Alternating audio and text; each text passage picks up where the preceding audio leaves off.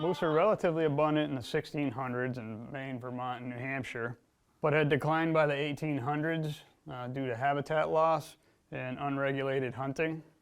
But by the 1870s, the abandonment of agriculture and changes in forest practices allowed for the regeneration of forest stands. So now you're starting to get that new growth coming back in that provides ideal habitat for moose and deer. So the lack of predators and restricted hunting laws in the late 1900s, this would, in my eyes, this is the mountain lion, the elusive mountain lion in Connecticut, facing off with the moose. And then, you know, hunting. Obviously, we can change how things are hunted and when things are hunted and what things are hunted. And there is no moose hunting season. There never has been in Connecticut, probably never will be. We just don't have the numbers to support it. In some of the other areas of the country, you know, moose population expanded in New England and south into Massachusetts and Connecticut. They still have hunting seasons in Maine, Vermont, and New Hampshire, but we've never had one in Connecticut, and they have never had one in Massachusetts. We didn't start keeping records on moose numbers until the maybe 2000s, something like that. We haven't been keeping them for that long. From what we know, the moose were extirpated in the 1800s, and little evidence existed, or little archaeological evidence existed. So we don't even really know, from an archaeological standpoint, if there ever was any moose here. There's writings about moose, but sometimes people called elk moose. So there's very little clarity about it to indicate whether it was or not. And I've talked to the state archaeologist, and he really wasn't sure. But you can find books that have certain writings in it describing what might be a moose. So if you use that, you could say, okay, yeah, all right, they were present here, at least in some portion of the state.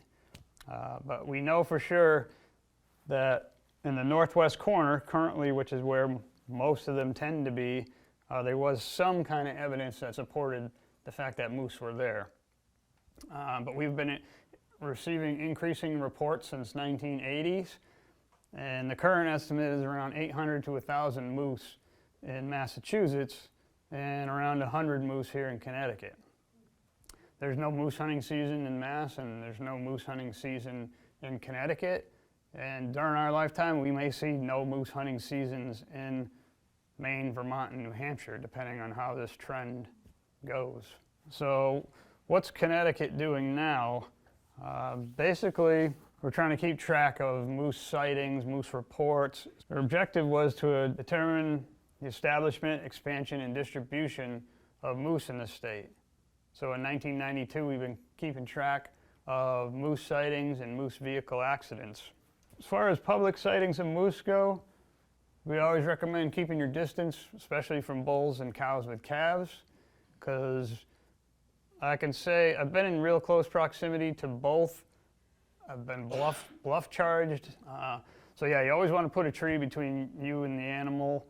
You want to move slowly.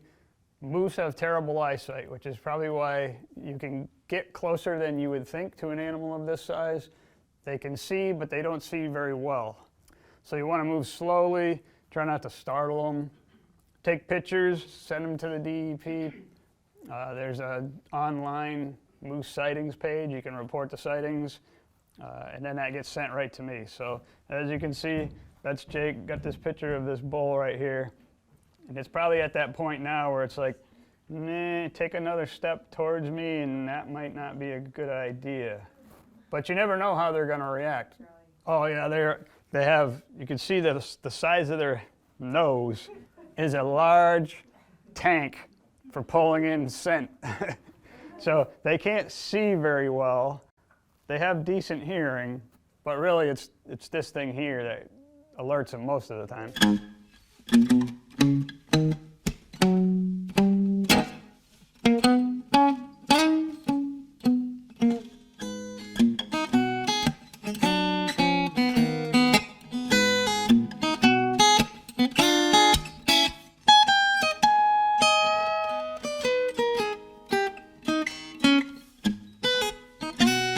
Bye.